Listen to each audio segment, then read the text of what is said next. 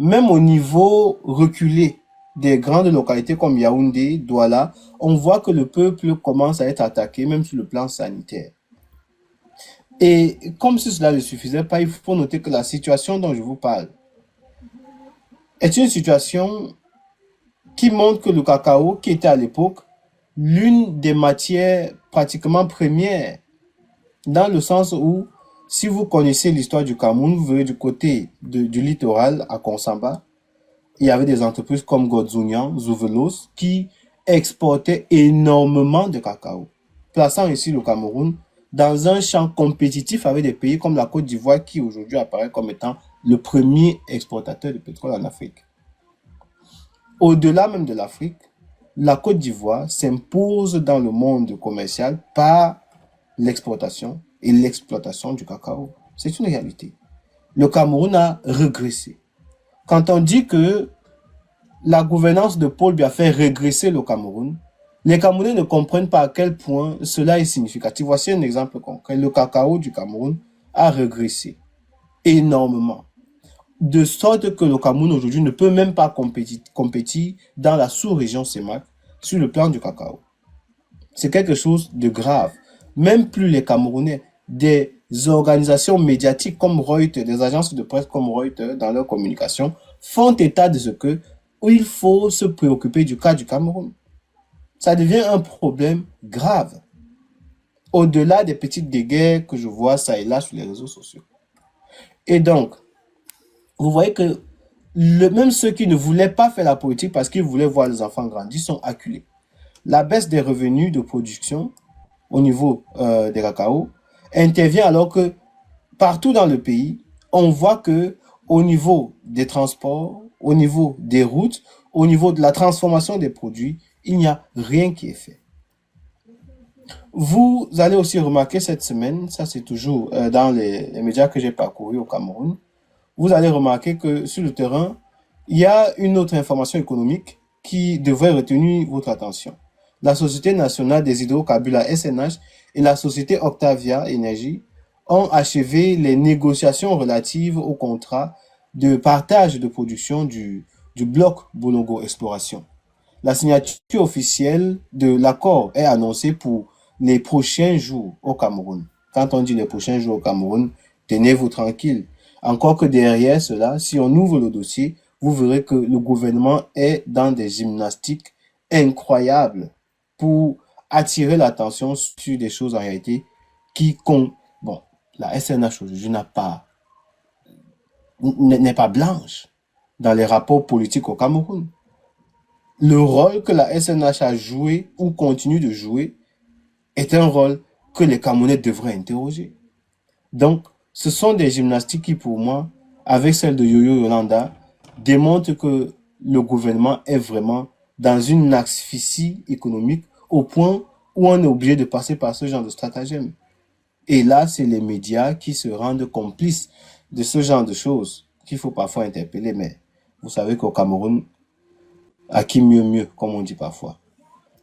Donc, nous parlions du secteur pétrolier. Donc, au cœur de la stratégie du secteur pétrolier économique, il y a aussi des recettes d'exploitation, d'exploration, et surtout d'exploitation, connaissant les pressions que nous avons au Cameroun. Il y a donc le premier ministère que vous avez certainement vu sur les réseaux sociaux.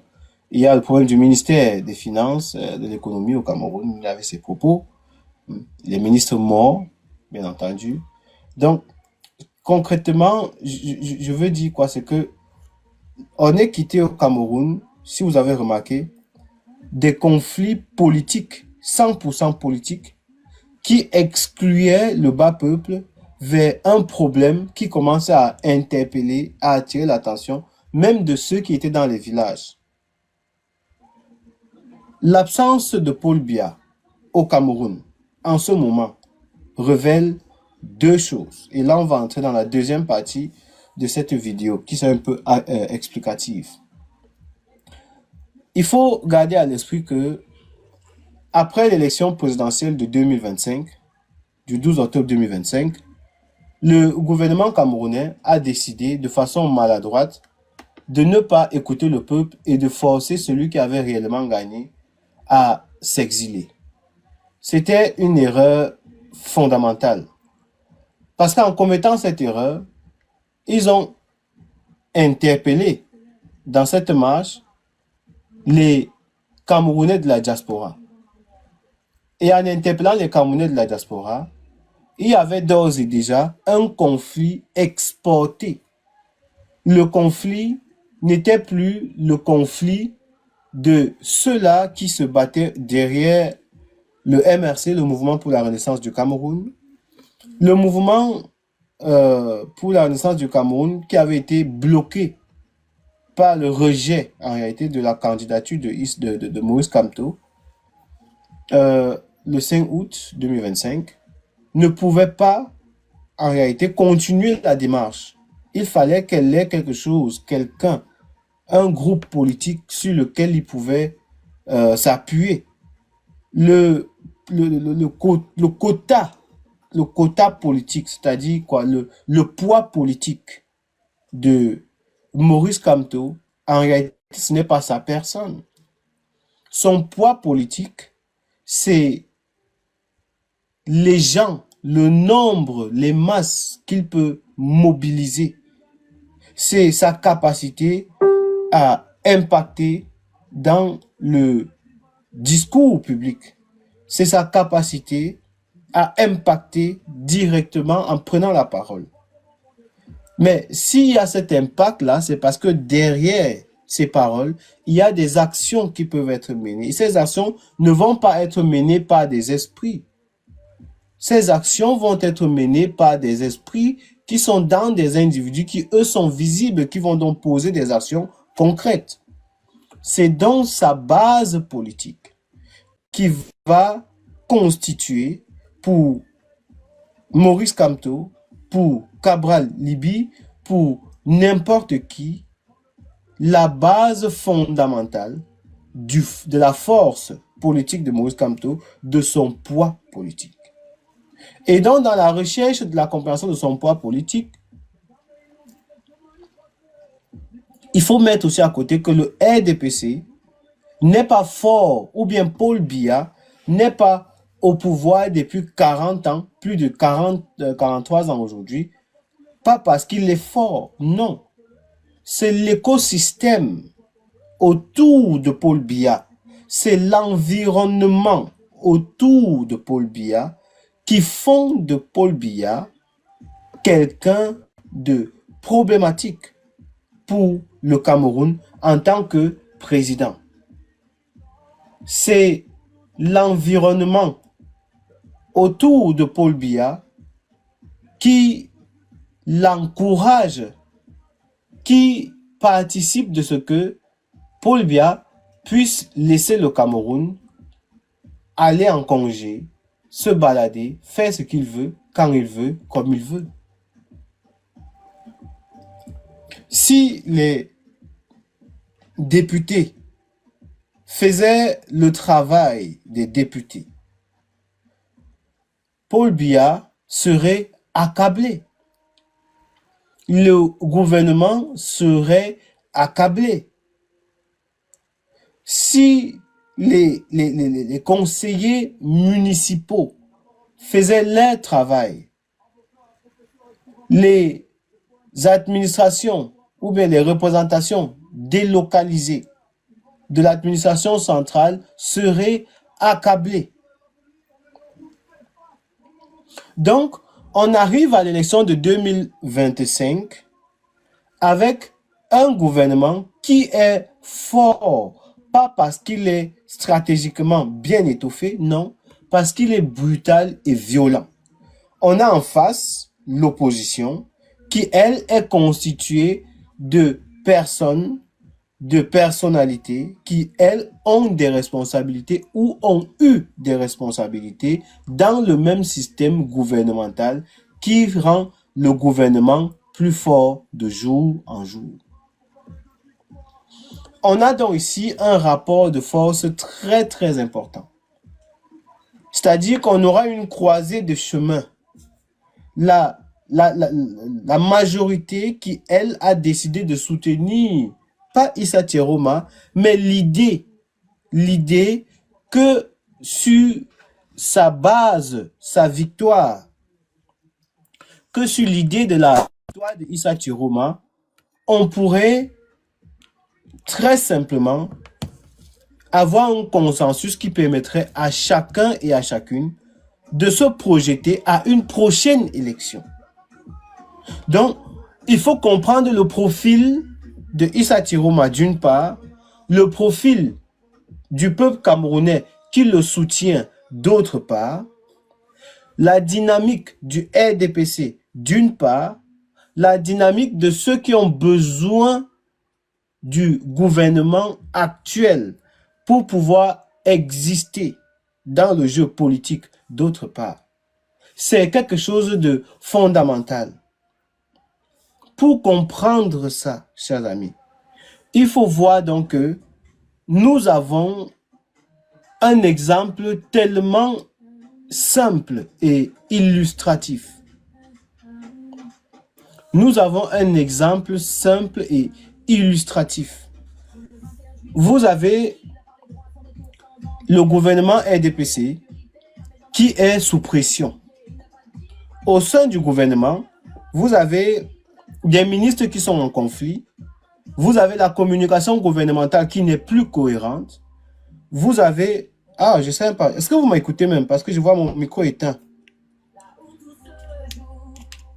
Attendez, je vérifie ça vite fait.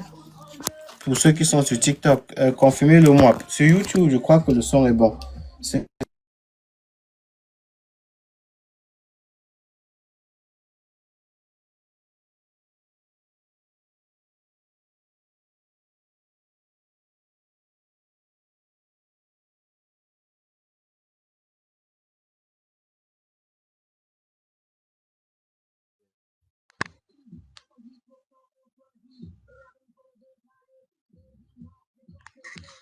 J'ai un micro qui fonctionne. Là, sur TikTok, vous m'entendez mieux, forcément. Vous m'entendez mieux sur TikTok?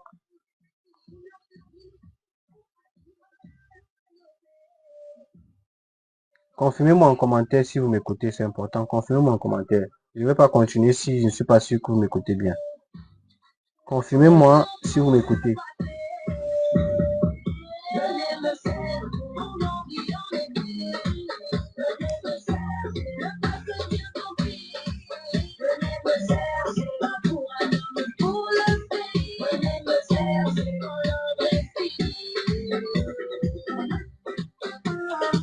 Voilà, chers amis, toujours dans le cadre de ce qui a retenu pour cette semaine.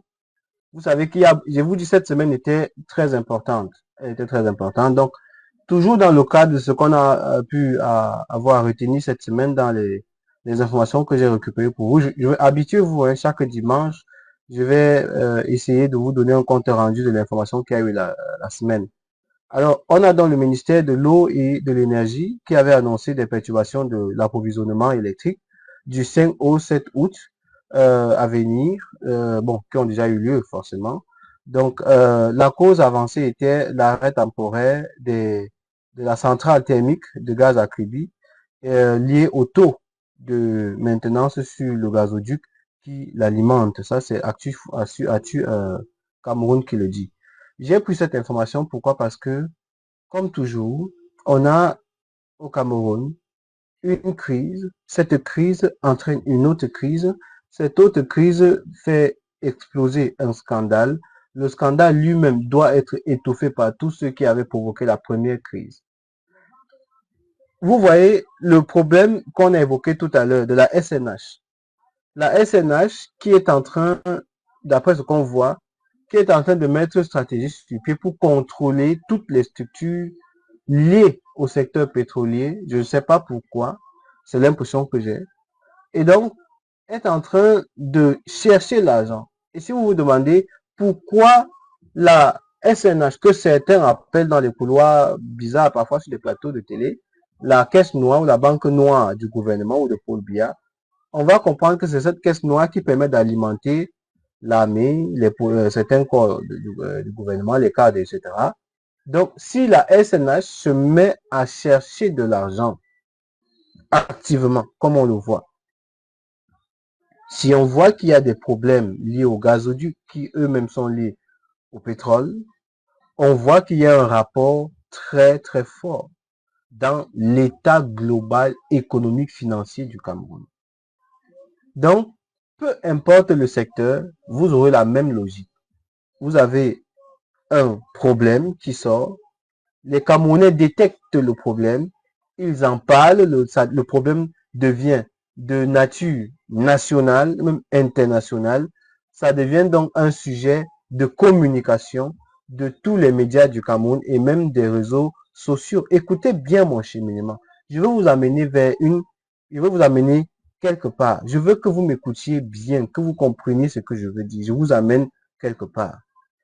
J'ai commencé par vous exposer les informations que nous avons pu avoir cette semaine dans l'actualité du Cameroun.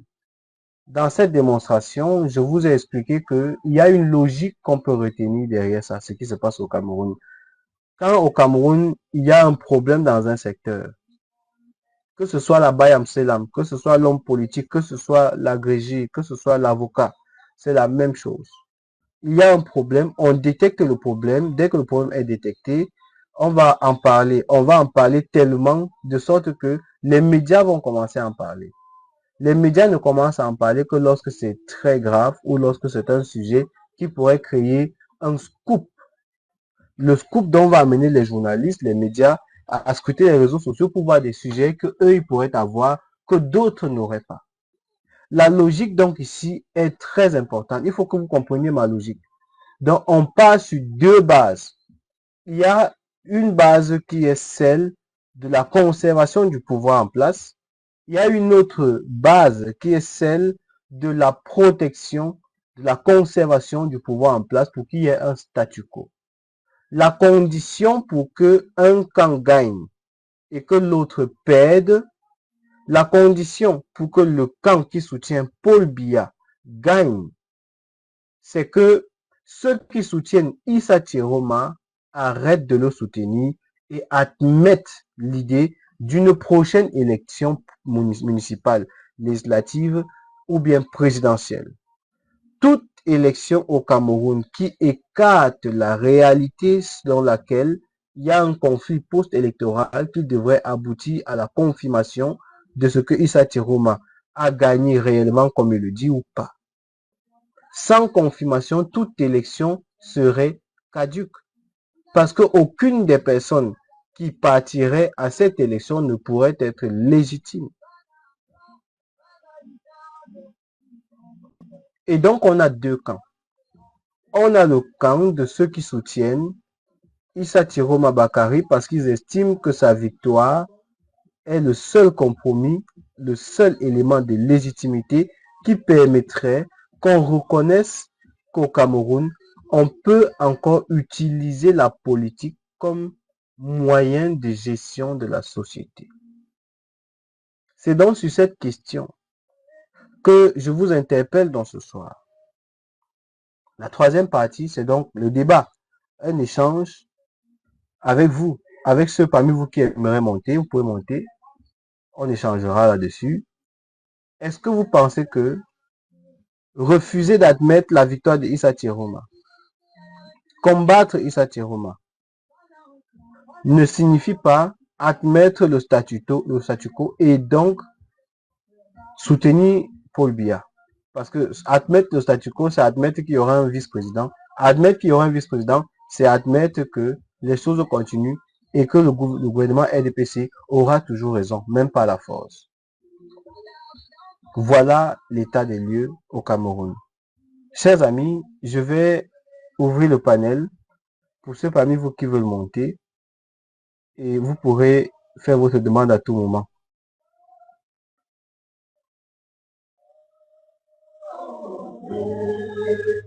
Joyeux anniversaire, c'est ton jour. Stevie regarde tout tourne autour. Pour ceux qui sont sur YouTube, vous pouvez appeler le numéro qui est là en bas sur WhatsApp. Le numéro est disponible. Je rappelle que nous sommes en live. Pour ceux qui essaient que c'est difficile parfois. Mais je suis en live. Donc, pour ceux qui veulent appeler en direct et puis depuis YouTube. Je guette la date, nous sommes le 9 août 2026.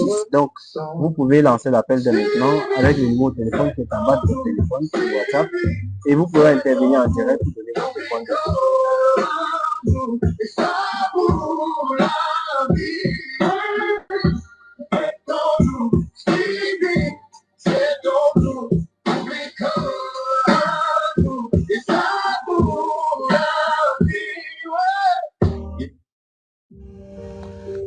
Alors sur TikTok, je regarde pour voir si j'ai déjà des demandes.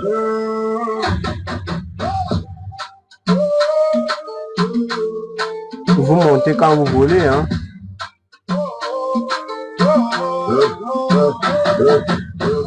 Depuis des années, ils montent sur les tribunes. La parole brillante, les promesses à la une. Avocats, professeurs, écrivains, célébrés, des poèmes plein les lèvres, des discours applaudis. Ils disaient suivez-nous de notre mère. Ils vendaient de l'espoir comme on vend des couleurs. À chaque carrefour, ils juraient l'avenir. Mais nos routes s'effacent au moment de partir. Ils répètent je ne vous trahirai jamais.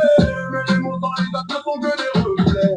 Le peuple marche encore, les yeux tournés devant et se demande où s'en va le vent. Où nous ont-ils amenés? Nous cherchons toujours la vérité. Ils promettaient l'horizon, nous avons perdu la direction. Où nous ont-ils amenés?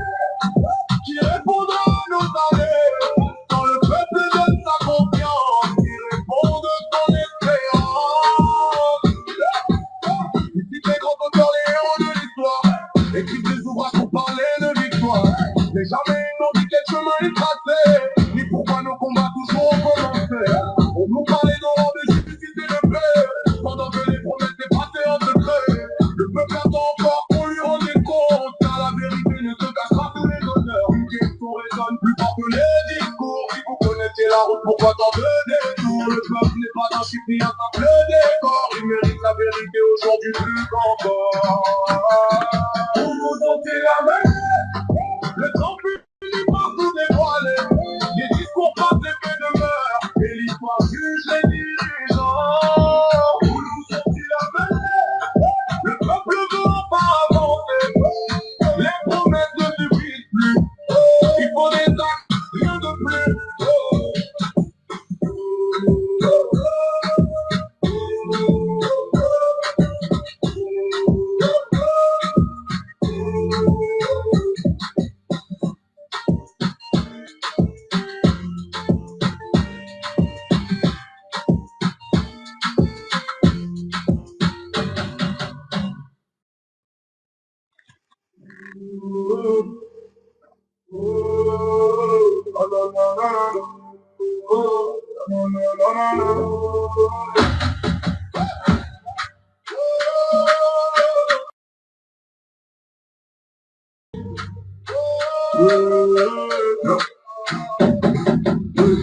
Depuis des années, ils montent sur les tribunes.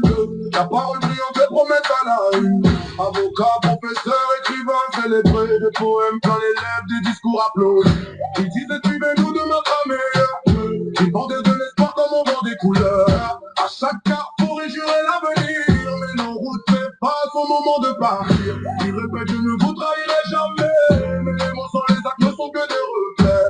Le peuple marche encore, les yeux tournés devant. Il se demande où s'en va le vent. Où nous ont-ils amenés? Nous cherchons encore la vérité. Ils promettaient l'horizon. Nous avons perdu la direction. Où nous ont-ils amenés? Qui répondra à nos allées? Quand le peuple donne sa confiance, qui répond de son espérance. Ici les grands auteurs, les héros de l'histoire, écrivent des ouvrages pour parler de victoire. Mais jamais ils n'ont dit quel chemin ils traçaient, ni pourquoi nos combats toujours ont commencé. On nous parlait d'aurore, de justice et de paix, pendant que les promesses passées en secret. Le peuple attend encore qu'on lui rende des comptes, car la vérité ne se cache pas sous les honneurs. Une question résonne plus fort que les discours. Si vous connaissez la route, pourquoi tant de détours? Le peuple n'est pas un chiffre ni un simple décor. Il mérite la vérité aujourd'hui plus qu'encore. Où nous ont-ils amenés? Le temps finit par tout dévoiler. Les discours passent l'effet de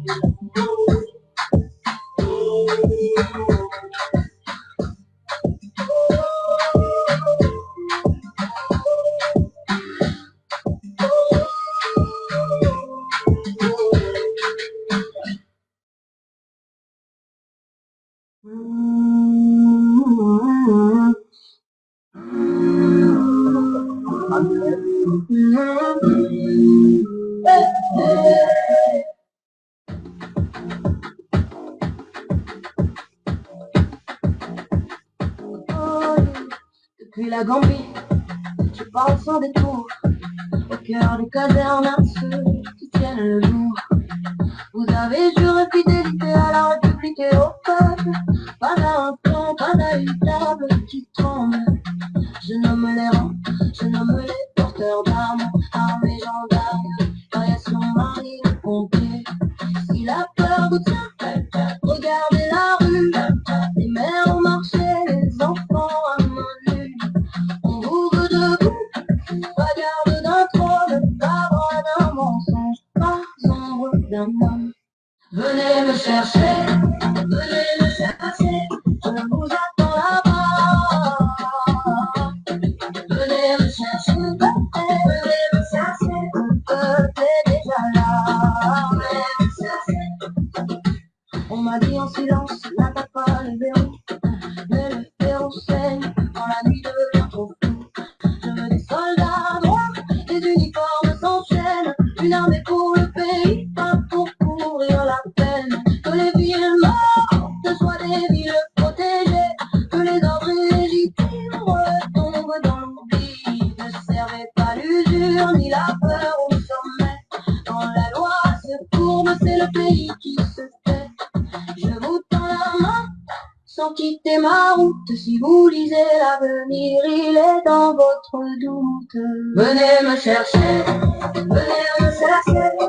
vous attends là-bas. Venez me chercher, le peuple est déjà là. Un pas de côté, et l'histoire bascule, un serment faux demain, la nuit capitule. Qui tiendra la porte quand le clan voudra fuir? Qui dira aux vivants que le temps va s'ouvrir? Le temps va s'ouvrir. Venez me chercher, je vous attends.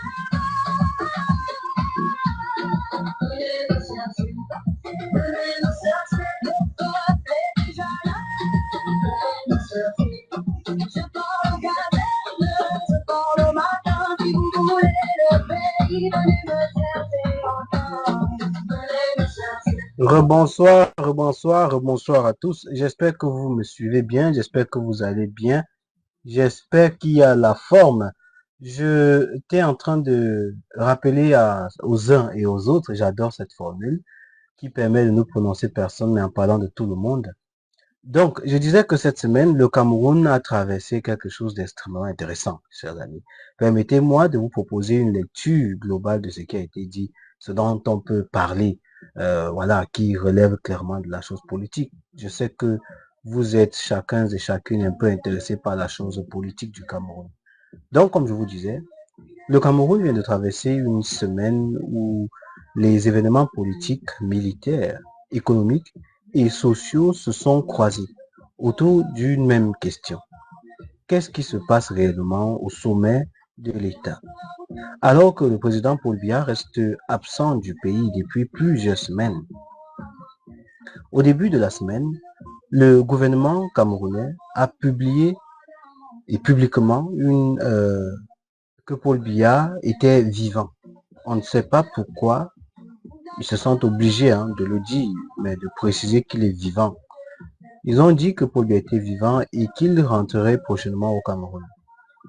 Cette semaine toujours, on voit que la communication du gouvernement est intervenue après plusieurs semaines d'absence du président, et alors que les spéculations sur son état de santé et sur la capacité réelle de ce président à exercer ses fonctions se multiplient, chers amis.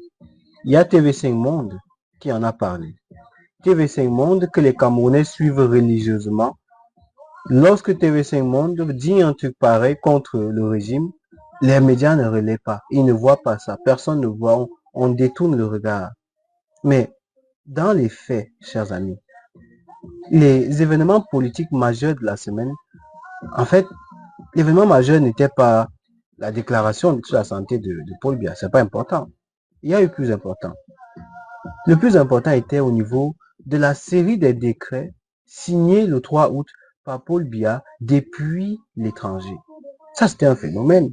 On a entendu les médias en parler, on a entendu des politiciens en parler, on a entendu des acteurs de la société civile en parler, on voit des activistes, des lanceurs d'alerte en parler chaque jour. Mais pourquoi?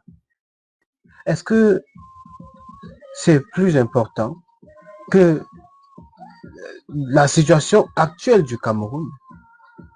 Je vous dis, ces décrets de Paul Biya à l'étranger. Le chef de l'État, en sa qualité de chef des forces de l'armée, a procédé à une importante réorganisation de la haute hiérarchie militaire, dans un contexte particulièrement particulier. Lorsque le président Issa Tiroma s'exprime et interpelle les forces de défense, de sécurité, directement, on voit qu'il y a des répercussions dans l'appareil gouvernemental. Donc, vous avez 5 colonels qui ont été promus au grade de général de brigade. De nouveaux responsables ont été également nommés au ministère de la Défense et à la tête de plusieurs structures militaires. Le commandant de garde présidentielle, lui-même, il a été remplacé. Et ça, c'est officiel pour ceux qui veulent vérifier. Vous pouvez partir sur psc.cm, le site de la présidence, vous verrez, c'est confirmé là-bas.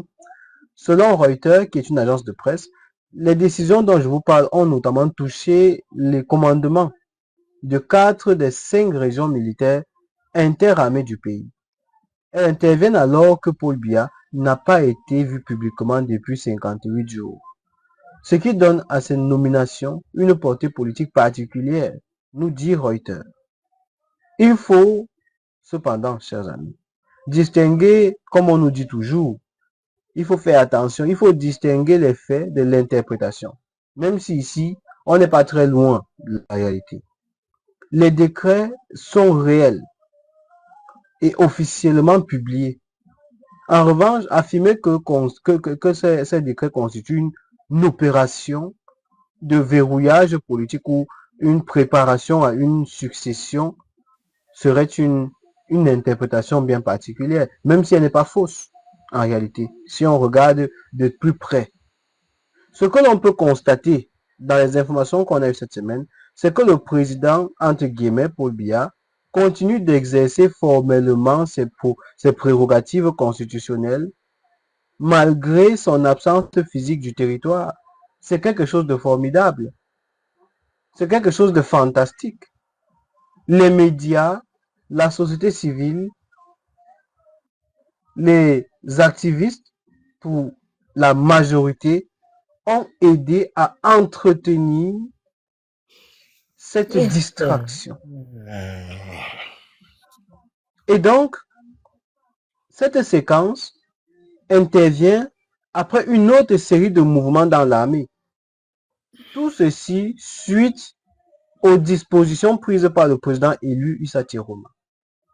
Voici donc un rapport de force clair entre les actions du gouvernement en place, d'une part, et celles d'une opposition assumée en la personne du président Issa Tiroma, qui sont concrètement visibles. Alors, bonsoir et bienvenue. Oui, bonjour Stevie, bonjour le panel, et bonjour qui sont en bas. Bonjour aux 150 personnes qui sont sur la fenêtre. Et le sujet est quand même important. Hein. Je vais essayer de le traiter intellectuellement. Je vais m'interroger dans le but de vous amener à tirer des conclusions. C'est pas 58 jours, hein, Stevie. J'ai compté ce matin, je pense que c'est 62 jours déjà. Voilà un représentant, je dis bien, un représentant des intérêts français au Cameroun. C'est un représentant des intérêts français au Cameroun. Parce que le Cameroun, c'est une manne que les parents nous ont laissée. Et ceux qui commandent le monde ont décidé que cette manne ne nous appartient pas et leur appartient.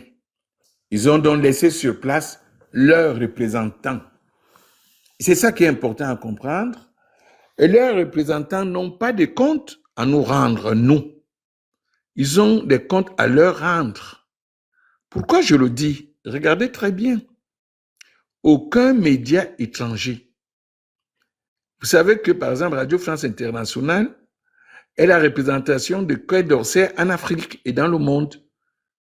Il n'est pas écouté en France, il est écouté à l'étranger. Toutes les télévisions des chancelleries étrangères n'en parlaient pas. Parce que c'est eux qui sont derrière cette organisation. Le peuple camerounais s'interroge. Mais la réalité est que, regardez, les chancelleries étrangères ne parlaient pas de l'absence du président, des faux décrets et des milliards détournés autour des matières premières de l'or. Jamais ils n'en parlaient pas. Quelqu'un a écrit de l'autre côté qu'ils prennent, si nous volons par exemple 1000 euros, eux, pour la même quantité, volée correspondant à 1000 euros, ils volent 10 000 euros. Donc, le 1000 euros, c'est un epsilon petit. La réalité est qu'ils ont laissé les représentants en place qui n'ont pas de comptes à rendre au peuple et qui leur rendent des comptes. Sinon, vous-même, comment comprendre qu'un être humain peut être au même instant à deux endroits différents? Les mêmes... L'ubiquité. On n'a pas d'ubiquité au Cameroun. Voilà, le don d'ubiquité. Et donc, les mêmes représentants disent qu'il est à Genève et les mêmes représentants montrent au même jour les décrets qu'il a signés encore à Yaoundé et les mêmes disent qu'il est à Genève. Ça ne gêne pas la communauté internationale. C'est normal. Donc, Parce que on c'est peut établir, tu viens de dire quelque chose de très intéressant. Ça veut dire que si on établit déjà que ça a été signé par lui de Yaoundé et ce n'était pas une délégation, c'est grave, c'est plus grave qu'on le croit. Ben, pour nous, le peuple du changement, c'est même impensable. Mais ça ne peut s'expliquer que dans le domaine quantique. C'est les particules quantiques qui ont ces comportements bizarres qui peuvent se trouver à Bafoussam et à Paris à 13 heures. La même. Mais les êtres humains, c'est des êtres massiques qui ne peuvent pas. Sylvie, je reviens, hein, s'il te plaît. Il n'y a pas de souci, il n'y a pas de problème. Il n'y a pas de problème, ça marche. Donc, les amis, vous qui êtes en bas, vous pouvez rester connectés, tapoter pour ceux qui continuent de tapoter depuis. Merci toujours de partager aussi. Donc, tout à l'heure, avant que nous n'ayons l'intervenant, un père qui est monté, je vous parlais des décrets qui avaient été signés. Et parmi ces décrets, j'évoquais un autre décret qui était celui signé le 14 juillet, qui lui admettait 46 officiers des forces de défense à la retraite. Un autre décret signé le 28 juillet avait placé le général de division Hector-Marie Thiemo en deuxième section. Ça, c'est Actu Cameroun qui le dit. Le calendrier de ces décisions militaires attire donc, chers amis, beaucoup d'attention. En l'espace de quelques semaines, la hiérarchie des forces de défense a connu plusieurs mouvements importants, alors même que le chef de l'État se trouve en dehors du pays. Au sommet de l'État, le pouvoir cherche à maintenir l'image d'une continuité institutionnelle. Les décrets présidentiels continuent de tomber, les nominations se poursuivent et les institutions fonctionnent entre guillemets officiellement. Mais cette continuité administrative ne suffit pas à faire disparaître la question politique, la question centrale. Quelle est aujourd'hui la capacité opérationnelle réelle du président à exercer le pouvoir? Est-ce que la question fait sens? Tout ce qui vous amène dans des débats de le capitaine si, telle personne, ce sont des débats supputatoires. La question que nous pouvons tirer de tout ce débat lié au non-retour de Paul Biya est celle de savoir quelle est aujourd'hui la capacité opérationnelle et réelle du président à exercer le pouvoir au quotidien. Cette interrogation est d'autant plus sensible que l'économie commence elle aussi à intégrer le risque politique associé à cette longue absence. Bonsoir à toi Ismaïla, bienvenue. Mon frère, ça va? Ah, tout le monde va bien. Bon, comme le Cameroun. Ouais, ok. Sauf seulement le Cameroun, sauf seulement notre pays qui ne va pas bien.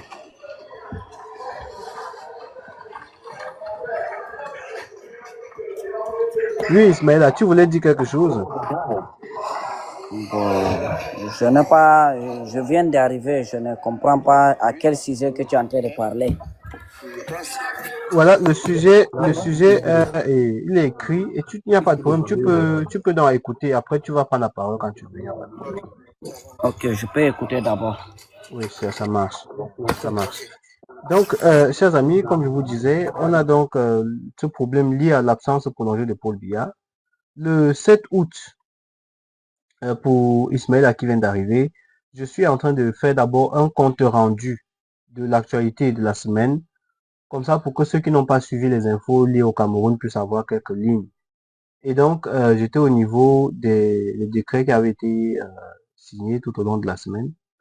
Donc, le 7 août, Bloomberg, pour ceux qui connaissent Bloomberg, qui vous permet d'avoir des informations assez claires et sourcées, a notamment attiré l'attention sur les performances des obligations camerounaises libellées en dollars. Je dis bien en dollars, présentées comme figurant parmi les moins performantes d'Afrique dans ce contexte-là. Des analyses relayées au Cameroun établissent un lien entre cette évolution et les interrogations liées à l'absence prolongée du président.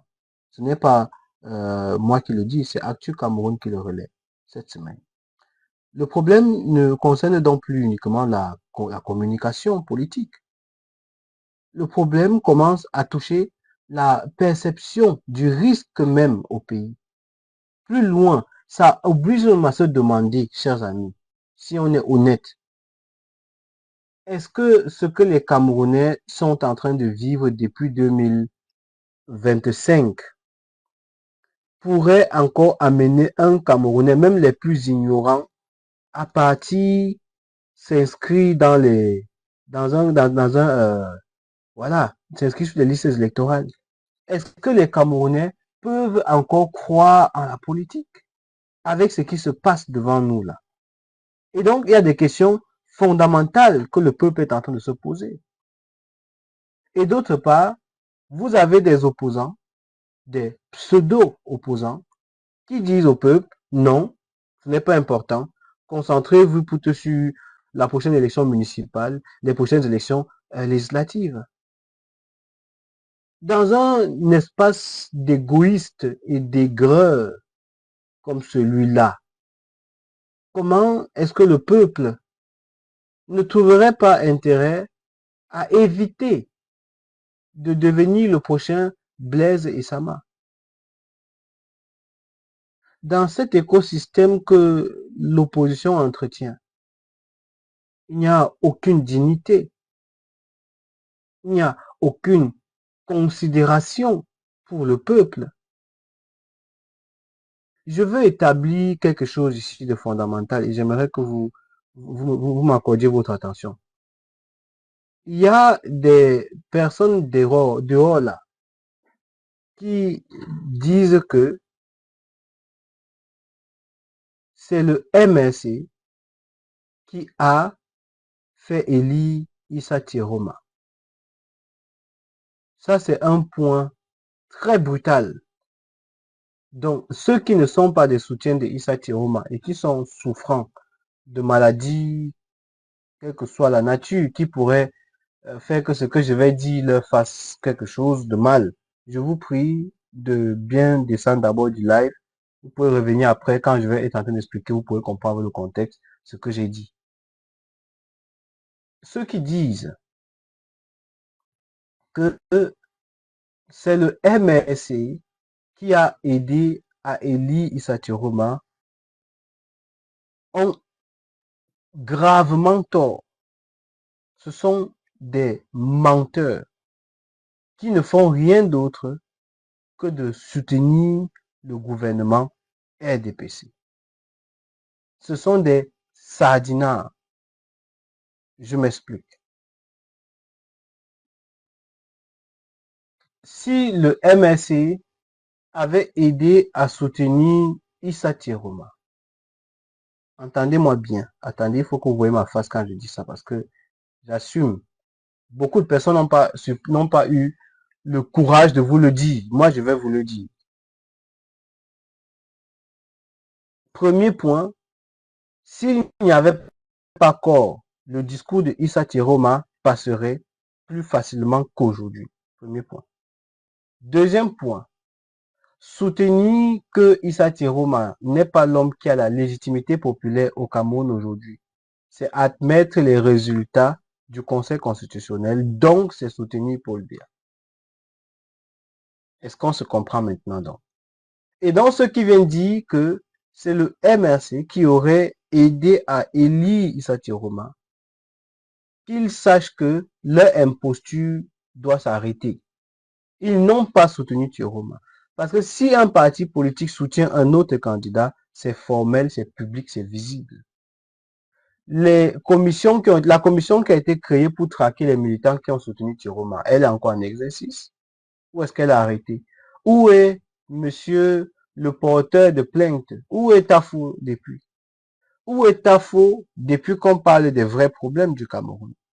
Quand on parle des problèmes de mentalité, partout les Camerounais disent, ah, tu sais Stevie, c'est la mentalité camerounaise, la mentalité camerounaise, j'entends ça tout le temps. Non, c'est la mentalité d'abord de ces leaders-là, qui prétendent connaître la vérité et qui a mis l'eau dans la noix de coco. C'est ces gens-là, ces imposteurs, qui deviennent des charlatans d'un nouveau genre. Ils prétendent savoir exactement comment faire pour renverser une dictature de plus de 43 ans. À la dernière minute, incapables de soutenir un candidat de leur propre camp. Ils cachent des procès-verbaux. Ils se taisent dans des cachettes, dans des bunkers. Ils envoient une armée cinglée dehors pour insulter tout ce qui bouge. Ça, ce n'est pas une façon de faire la politique. Et dans ce comportement aujourd'hui, c'est le comportement de ceux qui savent qu'ils ont tout à perdre à ce que le gouvernement en place tombe. Sinon, un seul, au moins parmi eux, aurait déjà fait ce que Espoir Bion fait. Pourquoi ils ne le font pas? Ne me dites pas qu'ils sont aveugles politiquement. Ne me dites pas qu'ils sont blind. Ils le voient. Et c'est parce qu'ils le voient qu'ils assument de maintenir leur position, qui est déjà plus favorable que celle du Camerounais lambda. Il y en a qui nous ont dit, moi je touche aujourd'hui 1 million par mois. Et donc, ils remarquaient qu'il avait un peu de protubérance sur les joues pour faire comprendre à quel point l'argent peut changer les conditions de vie d'un humain. Paul Biya est absent depuis plus de 50 ans.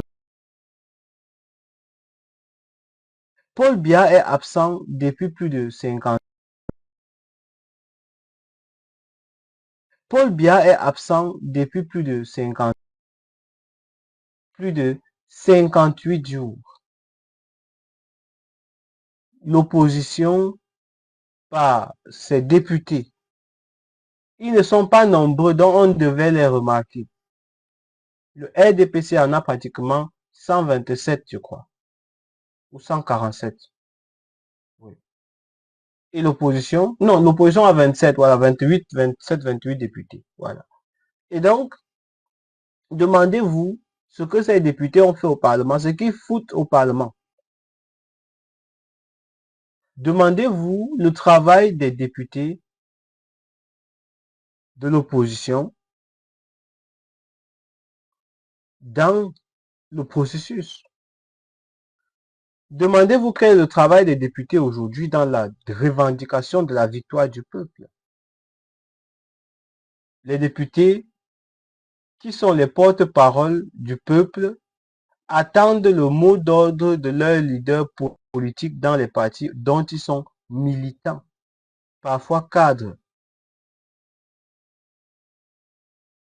Donc, voilà en quelque sorte la définition ou le tableau qu'on peut faire d'une opposition comme celle du Cameroun.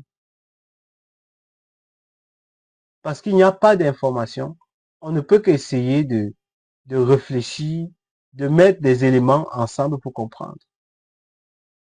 Est-ce que l'opposition du Cameroun est réellement prête pour le changement qu'elle dit prétendre? Tous les médias du Cameroun savent que Paul Biya n'est pas au pays depuis plus de 58 jours. Les députés de l'opposition savent que Paul Biya n'est plus au Cameroun depuis plus de 58 jours.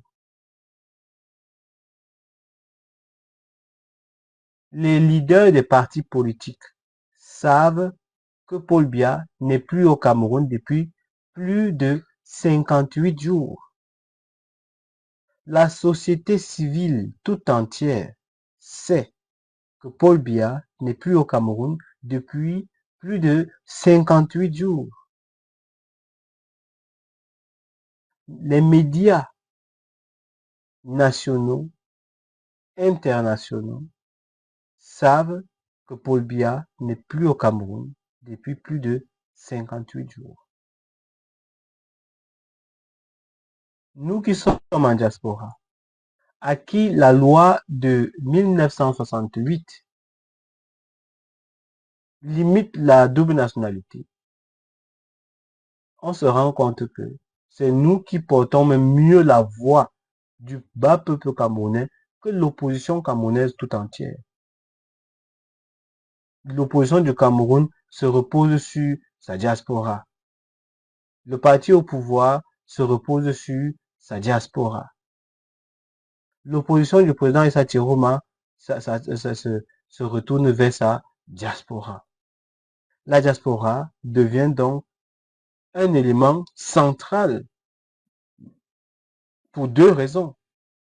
Central sur le point économique, central sur le point politique aussi.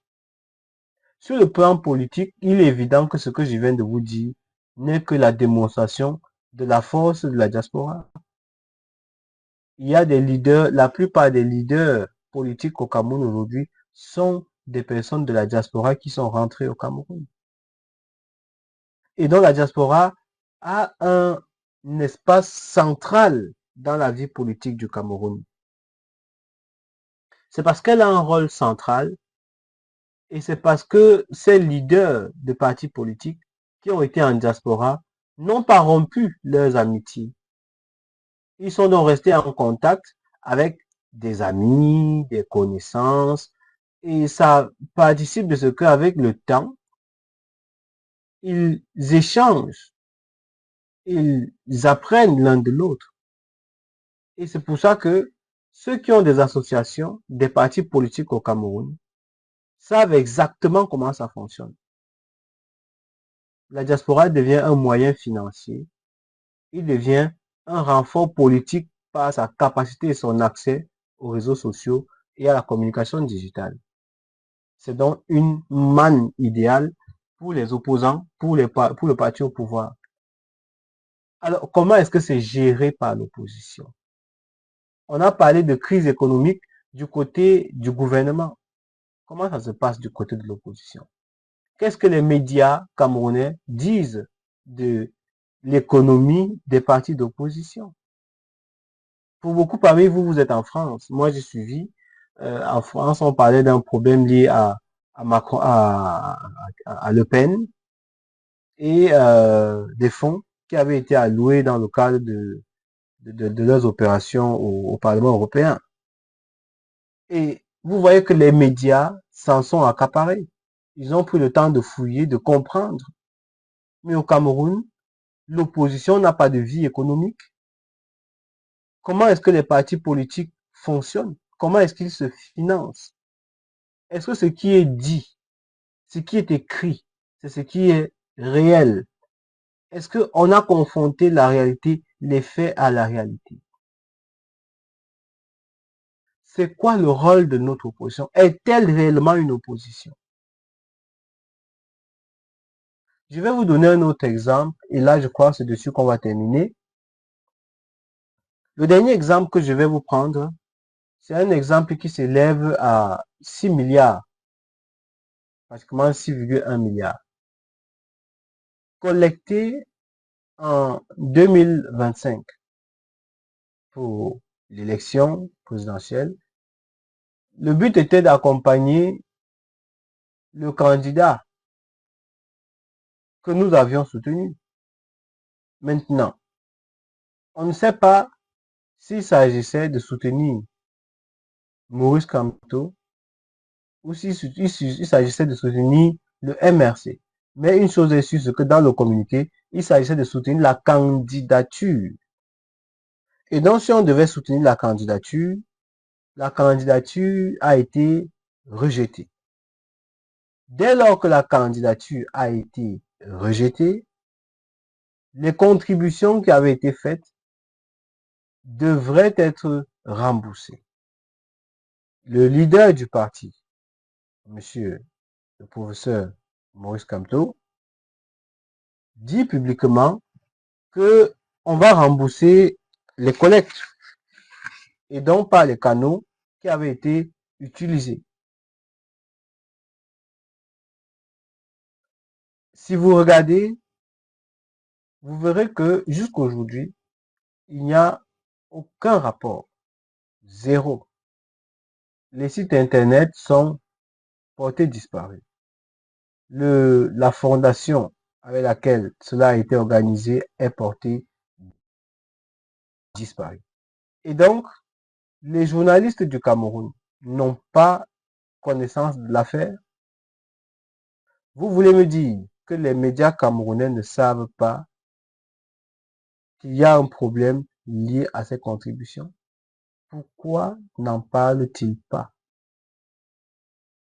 Pourquoi le RDPC, qui lui est sous pression, il doit justifier tellement de choses, et l'absence de Paul Biya, et le problème lié à la... Il y a tellement de choses à justifier. Ils sont acculés. Mais bizarrement, ce ne sont pas eux, dehors, en face de nous, qui soutenons Issa Tiroma. C'est l'opposition qui est devant nous. Et donc, il y a deux oppositions. Une opposition qui, elle, est favorable au RDPC, et une opposition qui, elle, veut utiliser la victoire de Issa Tiroma comme une base pour faire un référendum et écarter le RDPC totalement. C'est la seule condition pour que Issa Tiroma entre dans le Cameroun avec un état de transition qui permettrait de reconstruire de nouvelles bases sur lesquelles et les anglo-saxons et les Camerounais d'expression anglophone et les Camerounais d'expression francophone pourraient s'entendre dans une nouvelle base, un nouveau départ. En face, tu en as qui te disent non. Alors, cet écosystème ne peut produire que les enfants qui vont demain devenir pareils. Et l'opposition semble aujourd'hui faire pareil que le gouvernement qui s'éteint. Parce que beaucoup parmi eux s'en sont trop rapprochés, je crois. Voilà. C'était ma communication de ce jour. Attirez votre attention sur ce qui s'est passé cette semaine et marquez ceci d'un fer rouge quelque part, que la question des revendications pour les remboursements ne suscite donc de l'intérêt que si on passe à l'étape supérieure. Et donc, advienne que pourra. les médias semblent ne pas voir le problème. Qui contrôle les médias au Cameroun, le RDPC ou l'opposition, ou une certaine opposition? Dans quel intérêt ne le ferait-il pas? Dans quel intérêt les sardinats qui prenaient tout, qui faisaient feu de tout bois, ceux-là qui étaient prêts à chercher même des mensonges bien formulés pour parler du MRC, pourquoi eux, ils n'ont rien à dire? Même questionner, même vérifier, même aller chercher pour dire que Stevie a tort, Malise a tort, pourquoi ils ne le font pas? Bon, peut-être on m'aurait porté plainte, j'aurais perdu. Et là, ils auraient dit, il a menti. Mais rien n'est fait. Des faux vrais communiqués qui sont faits pour créer un certain climat. Tirons à mon frère ou notre frère. Donc, bref, on est dans un écosystème où il faut observer la politique camerounaise avec beaucoup de recul. Beaucoup parmi vous ne le savent pas, mais ils travaillent pour Babouké sans s'en rendre compte. Parce qu'il faut absolument tirer sur Ferdinand Gongo, on soutient tous ceux qui passent par lui, ou par qui il passe pour dire des choses. C'est votre problème. Dites-vous que si tous ceux qui parlent aujourd'hui parlent parce qu'ils sont soit en danger, quel est le niveau de danger auquel ils sont soumis? Est-ce que ça implique qu'ils veulent se défendre publiquement? S'ils veulent le faire, par quels moyens passeraient-ils? Qui sont les mieux placés? Quel est le timing, la chronologie? Vous voyez que c'est facilement identifiable. Donc, on comprend les gens en faisant les choses en présence, mais bizarrement, même les activistes qui prétendent combattre pour la justice ne parlent pas de cette question financière. Est-ce que le scandale, vous qui m'écoutez, est-ce que ça ne vous donne pas une envie de comprendre que le scandale est vraiment réel? Je m'arrête sur ces paroles et je vais vous souhaiter une très bonne journée d'avance. On se voit pour la prochaine fois, dimanche, où je vais essayer de revenir encore sur l'essentiel de l'actualité et on échangera dessus comme aujourd'hui. Vous pouvez toujours monter quand vous voulez pour poser des questions, des précisions, etc. Donc, sur ce, je vais vous souhaiter une très, très, très, très, très bonne journée.